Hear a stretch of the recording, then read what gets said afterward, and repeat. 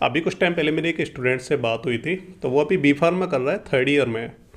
तो उसने मुझसे पूछा, वो थोड़ा परेशान दिख रहा था, तो वो मुझसे पूछ रहा कि आप मुझे थोड़ा सा बताइए, अभी से मुझे डर लग रहा है कि इंडस्ट्री में हम कैसे पहुंच पाएंगे, इंडस्ट्री के बारे में थोड़ा बताइए कि वहाँ पे हमें जॉब कैसे लेनी है। इवन उसने मुझसे ये तक पूछा कि वहाँ पे जो प्रोडक्शंस होते हैं या फिर जो क्यूए और जो क्यूसी होते हैं, तो वहाँ पे जाने के लिए हमें जो मास्टर्स करनी पड़ती है या फिर हम बी फार्मा के बेसिस पे ही चले जाते हैं। तो मैंने सिंपली उससे ये पूछा कि तुम जिस कॉलेज में पढ़ते हो, तो वहाँ पे कभी टीचर्स ने, वहाँ पे जो फैकल्टी मेंबर्स रहते हैं, कभी उन्होंने बताया नहीं, तो मैं गाइड नहीं किया कि किस तरीके से जो है इंडस्ट्री में जॉब लेते हैं। तो उसने बोला कि कुछ टाइम पहले तक तो कॉलेज में अच्छे प्लेसमेंट्स होते थे, लेकिन अभी 1-2 साल से सही से प्लेसमेंट नहीं हो रहे हैं, काफ़ी लिमिटेड कंपनी जाती हैं और लगभग 20 से 30% का जो प्लेसमेंट रेट है वो कॉलेज के अंदर अभी चल रहा है। तो मतलब 100 बच्चे अगर वहाँ से कर रहे हैं तो 20 से 30% यानी 20 से 30 बच्चे वहाँ पे सिलेक्ट हो जाते हैं। तो उसके मन में सिंपल सा यही डाउट था कि मतलब इतने कम सिलेक्शन हो रहे हैं, इतने कम प्लेसमेंट हो रहे हैं, तो कहीं ऐसा ना हो कि उसका भी प्लेसमेंट ना हो पाए। तो इस चीज़ को लेके उसने मुझसे पूछा कि आप मुझे थोड़ा गाइड कीजिए, कुछ अलग से मुझे थोड़ा बताइए कि मतलब हम क्या कर सकते हैं। इसके अलावा उसने कुछ जो इंटरेस्टिंग चीज़ें बताई, तो वो भी मैं आपके साथ शेयर करना चाहूँगा। तो उसने एक्चुअली मुझसे बोला कि कॉलेज वाले वैसे तो बताते नहीं है, मतलब सारी चीज़ें खुल के नहीं बताते इंडस्ट्री वगैरह के बारे में, लेकिन कुछ ऐसे टीचर्स होते हैं जो स्टूडेंट से काफ़ी अच्छा इंटरेक्ट कर लेते हैं, वो पर्सनल से हो जाते हैं। तो उन्होंने बताया कि कॉलेज के ऊपर मतलब ज़्यादा भरोसा मत करना, वो लोग ज़्यादा अच्छे प्लेसमेंट नहीं दिला पाएंगे। आप थोड़ा सा स्मार्ट बनिए, सोशल मीडिया वगैरह का यूज कीजिए, वहाँ पे जाके आप कंपनीज के साथ जो है इंटरेक्ट करिए वहाँ पे।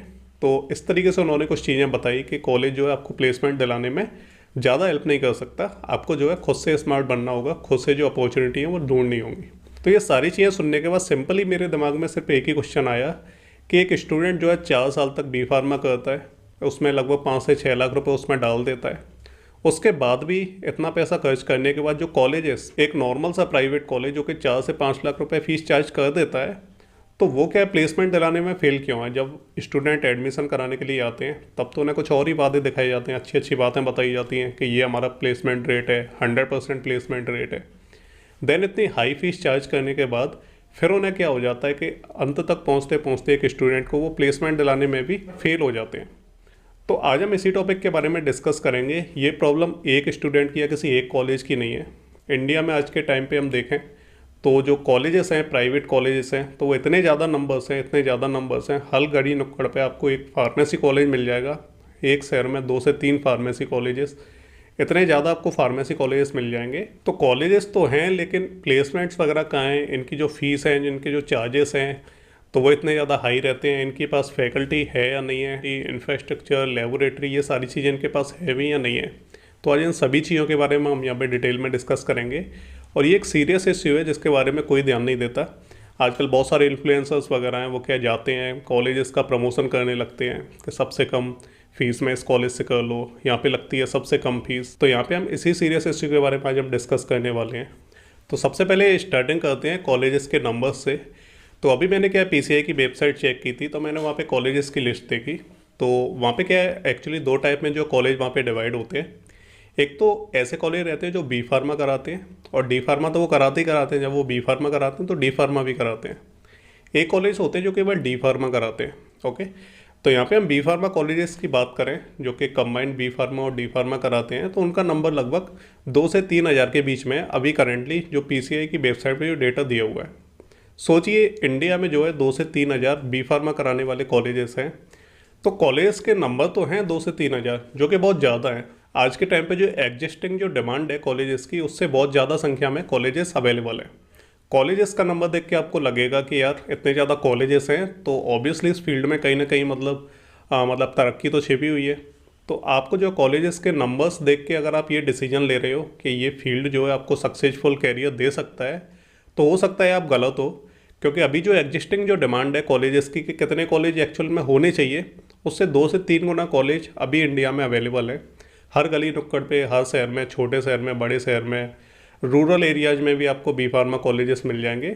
छोटी छोटी बिल्डिंग्स होती हैं, ज़्यादा वहाँ पे कुछ होता नहीं है, क्लासरूम्स होते हैं सिंपल से, कुछ वहाँ पे लेबोरेटरी में थोड़े बहुत केमिकल्स रखे रहते हैं, तो वो भी एज अ कॉलेज वहाँ पे ऑपरेट कर रहे होते हैं। ओके, अब जब कॉलेज इतने ज़्यादा होते हैं तो फिर क्या ग्रेजुएट इतने ज़्यादा निकलते हैं। अब मान लीजिए कॉलेज जो है 100 बच्चों का जो बैच है वो पर ईयर निकालता है।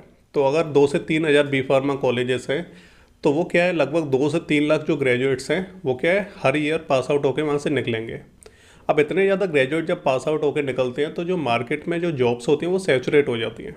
इसी की वजह से पीसीआई ने 2020 से 2022 के बीच में कॉलेज को अप्रूवल देना बंद कर दिया, क्योंकि मार्केट में क्या इतनी जॉब्स अवेलेबल नहीं थी जितने हर साल ग्रेजुएट पास आउट होकर निकल रहे थे। अकेले महाराष्ट्र की हम बात करें तो वहाँ पे लगभग 500 से ज़्यादा कॉलेजेस हैं। सोचिए एक स्टेट में 500 से ज़्यादा कॉलेजेस होना। तो उनमें से क्या है जो ज़्यादातर कॉलेज हैं वो क्या है मिनिमम जो स्टैंडर्ड्स होते हैं उनको फॉलो नहीं कर रहे हैं। मतलब मिनिमम स्टैंडर्ड्स का मतलब होता है कि वहाँ पे बेसिक जो फैसिलिटी होती है स्टूडेंट्स के लिए, इंफ्रास्ट्रक्चर कैसा है, वहाँ पे लेबोरेटरी है या नहीं है, इंडस्ट्रियल कनेक्शन कैसे हैं, वहाँ पे कंपनियाँ प्लेसमेंट देने आती हैं तो कितने % प्लेसमेंट रेट है, तो वो सारी की सारी जो बेसिक मतलब जो रिक्वायरमेंट्स होती हैं तो वो भी क्या है मैच नहीं कर पाते। अब ये जो ओवर क्राउडिंग हो रही है ना, तो इससे ना तो स्टूडेंट को फ़ायदा मिलता, ना उसके घर वालों को फ़ायदा मिलता, ना फार्मास्यूटिकल कंपनीज को फ़ायदा मिलता। तो आपको लग रहा होगा कि फ़ायदा ले कौन रहा है? तो इसका सिंपल सा आंसर है कि जो कॉलेजेस हैं सबसे ज़्यादा फ़ायदा उन्हें ही हो रहा है। क्योंकि देखो स्टूडेंट उनका काम रहता है, कॉलेज का काम रहता है स्टूडेंट को ज़्यादा से ज़्यादा एनरोल करना। तो इसमें कॉलेज का जो प्रॉफिट है वो तो प्राइमरी बन गया है, लेकिन जो स्टूडेंट का जो फ्यूचर रहता है वो क्या है सेकेंडरी ऑप्शन में आता है। सेकंड जो यहाँ पे पॉइंट है वो हमारा फॉल्स प्लेसमेंट प्रोमिसेज। तो बहुत सारे जब नए कॉलेजेस खुलते हैं तो उनका प्राइमरी फोकस रहता है कि ज़्यादा से ज़्यादा स्टूडेंट को एनरोल करना, क्योंकि अगर ज़्यादा स्टूडेंट नहीं होंगे तो कॉलेज प्रॉफिट नहीं कर सकते, क्योंकि उनके एक्सपेंसेज भी होते हैं तो वो पैसा निकालेंगे कहाँ से। तो उनका काम रहता है कि जब वो कॉलेज नए नए खोलते हैं तो वो क्या एड्स चलाते हैं, इन्फ्लुएंसर्स को बुलाते हैं, सो कॉल्ड इन्फ्लुएंसर्स रहते हैं उनको बुलाते हैं कि आओ यहाँ पे हमारा रिव्यू करो कॉलेज में क्या क्या हम फैसिलिटी दे रहे हैं, कितने कम पैसे ले रहे हैं हम और कॉलेजेस के कंपेयर में।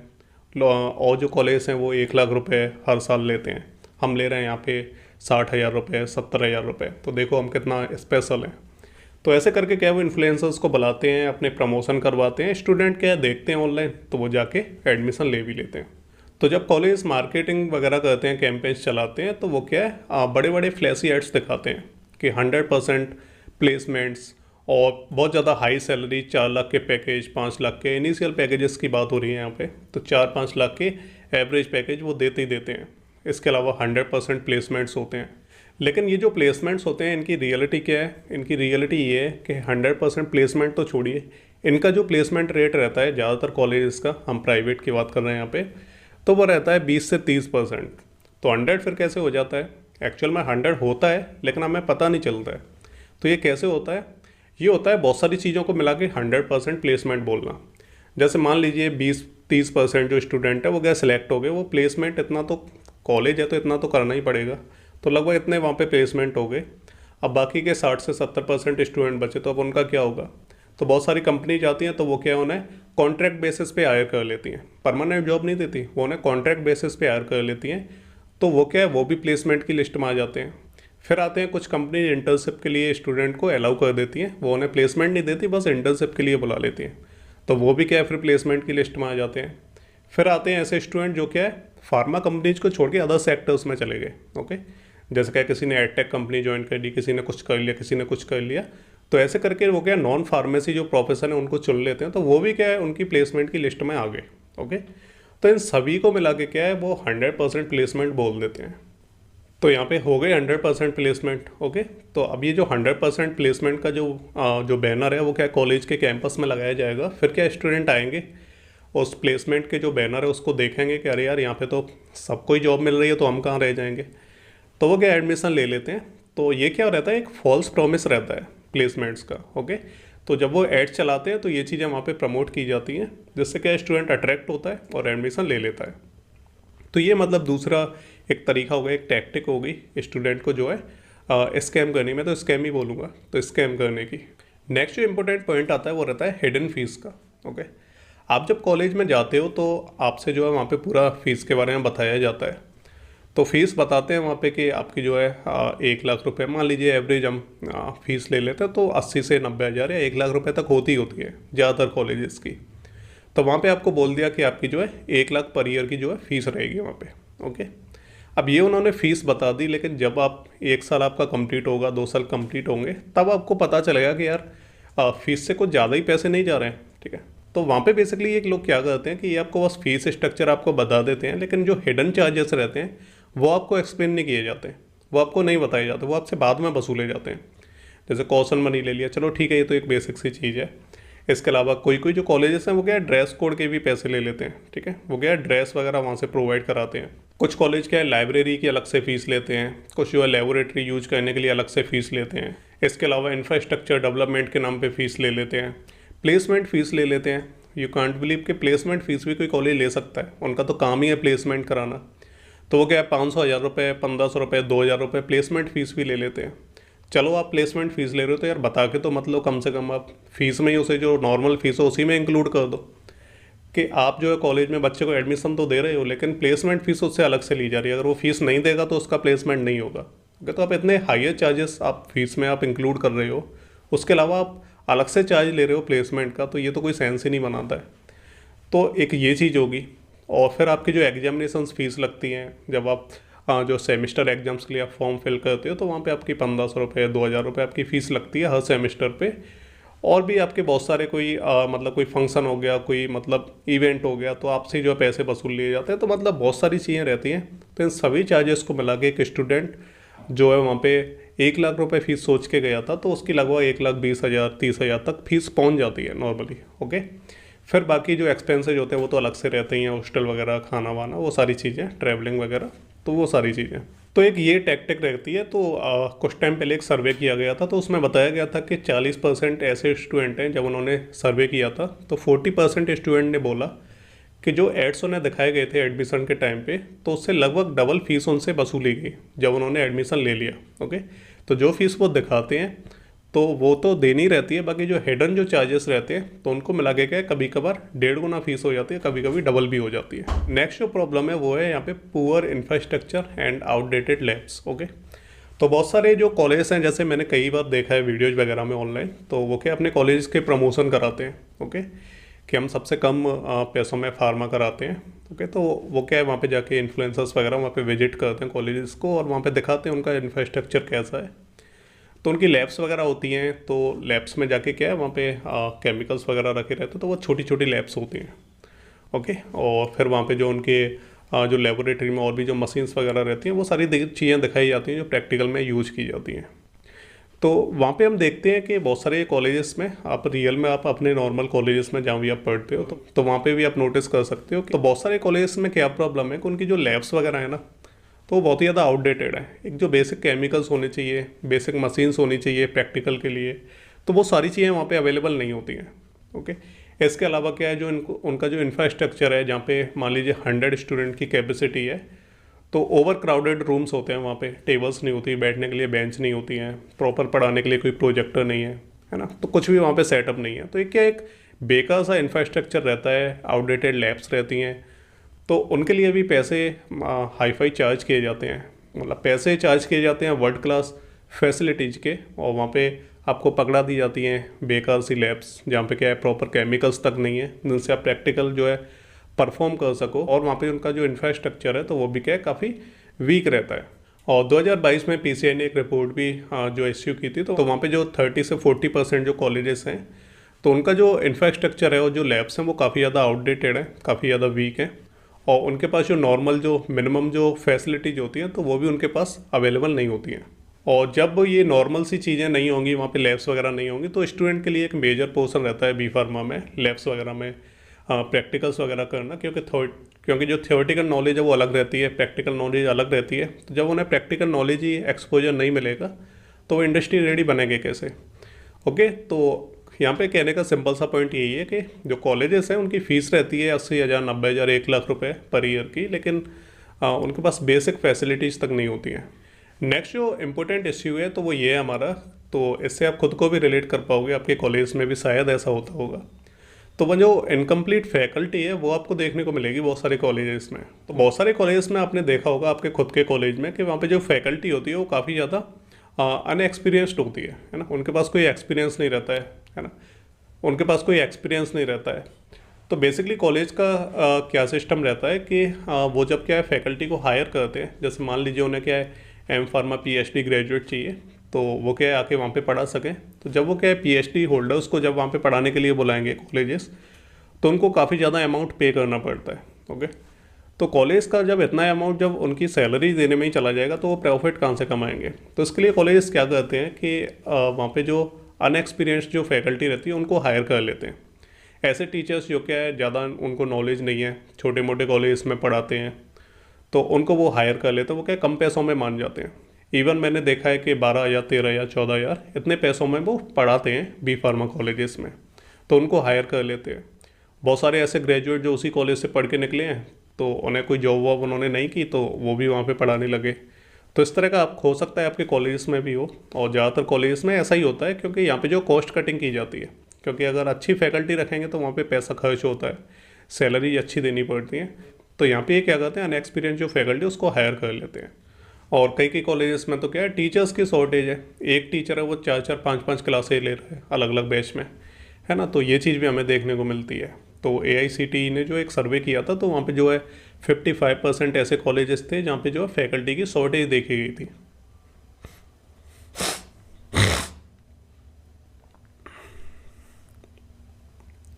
तो ये जो प्रॉब्लम है, इसका जो सीधा सा जो इम्पैक्ट है वो स्टूडेंट पे पड़ेगा ऑब्वियसली। तो जैसे क्या है, आपने कभी देखा होगा कि जब आप कॉलेज में जब आप एडमिशन के टाइम पे गए थे तो वहाँ पे कुछ टीचर्स होंगे जो काफ़ी ब्रिलियंट होंगे, जिनसे आपकी एक अच्छी बॉन्डिंग बन गई होगी, है ना, उन्हें नॉलेज भी अच्छी होगी। लेकिन आपने देखा होगा कि कुछ टाइम बाद वो कॉलेज को छोड़ के चले जाते हैं, कोई दूसरा टीचर आ जाता है। ओके, तो बेसिकली क्या है, जो अच्छे टीचर्स होते हैं तो वो छोड़ के चले जाते हैं, क्योंकि उन्हें वहाँ अच्छे पैसे नहीं मिल रहे होते हैं, उनके लिए बेटर अपॉर्चुनिटीज़ हो सकती हैं, तो वो चले जाते हैं। या फिर कॉलेज वाले उन्हें जो है डिसमिस कर देते हैं कि आप चले जाओ, हम इतनी सैलरी नहीं दे पाएंगे। तो वहाँ पे क्या है, फिर कोई सस्ता सा कोई टीचर आ जाता है, वो आपको पढ़ाने लगता है। तो इससे क्या रहता है कि आपकी एक जो बॉन्डिंग बनती है टीचर के साथ, तो वो क्या है प्रॉपर तरीके से नहीं बन पाती। एक टीचर से बॉन्डिंग बनी, तब तक वो छोड़ के चला गया, कोई दूसरा टीचर आ गया, तो उससे आपकी बॉन्डिंग नहीं बन रही है। तो इसका जो सीधा इम्पैक्ट रहता है वो क्या स्टूडेंट के ऊपर ही पड़ता है। बाकी जो टीचर्स आते हैं उन्हें एक्सपीरियंस तो है नहीं, उन्होंने कभी इंडस्ट्री में काम नहीं किया, उन्हें कोई भी एक्सपीरियंस नहीं है किसी चीज़ का, वो बस पढ़ाने आगे। तो इससे क्या रहता है कि स्टूडेंट को भी प्रॉपर जो है नॉलेज नहीं मिल पाती है। ओके, तो एक मतलब कॉस्ट कटिंग करके पैसे कमाने का जो तरीका रहता है कॉलेज का, ये रहता है।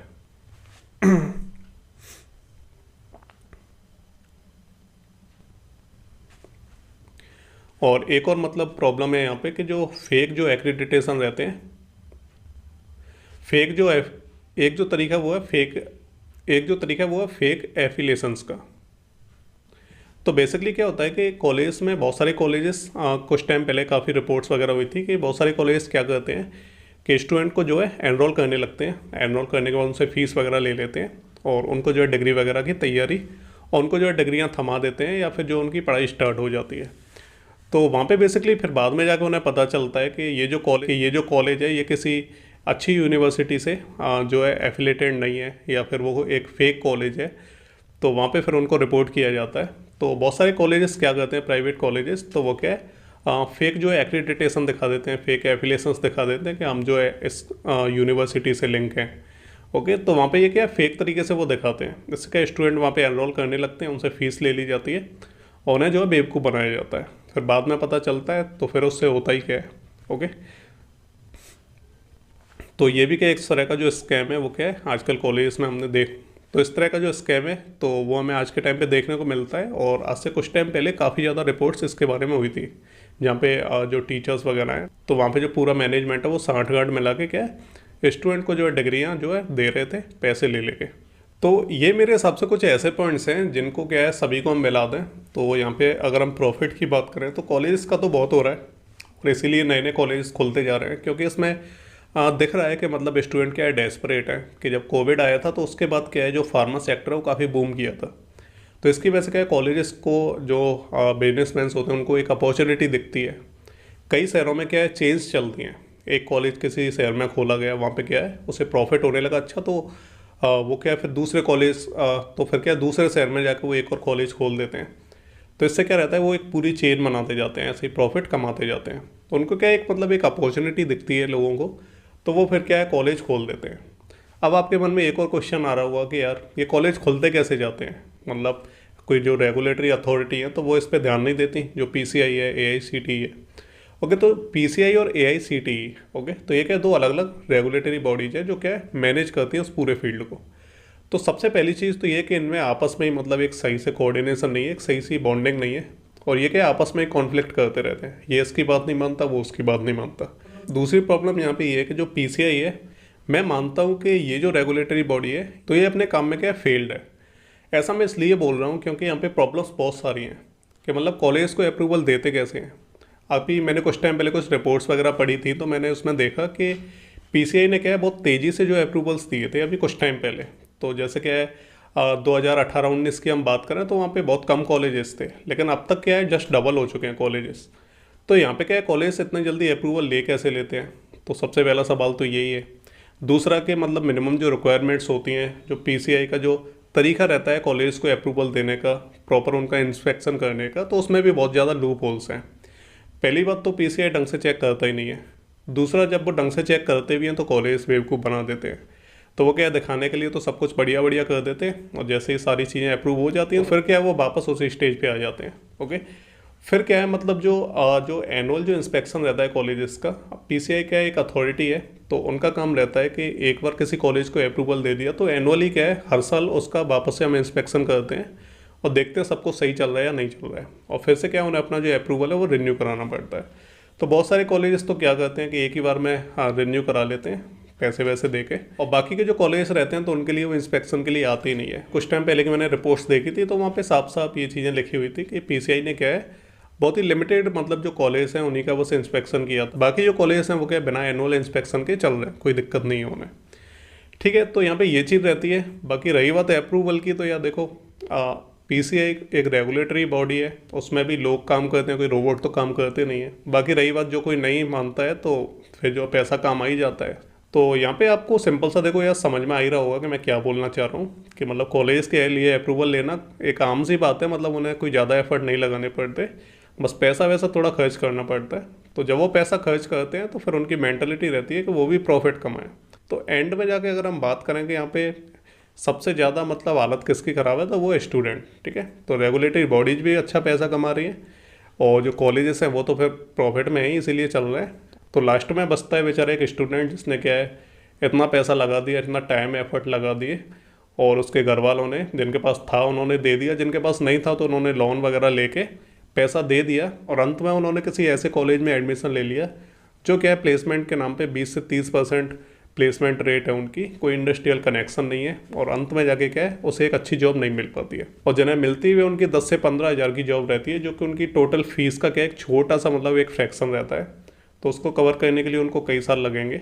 तो यहाँ पे अगर हम एलिगेशंस लगाएं किसी पे, तो मैं तो लगाना चाहूँगा रेगुलेटरी बॉडीज़ के ऊपर ऑब्वियसली। तो जब वो अपना काम ठीक से करेंगे तभी कॉलेज ठीक से जो है अपना काम करेंगे। जब तक वो सही से मतलब अपने अंदर जो इम्प्रूवमेंट्स नहीं लेके आएंगे, रिफॉर्म्स नहीं लेके आएंगे, तब तक कॉलेज तो किसी की नहीं मानने वाले।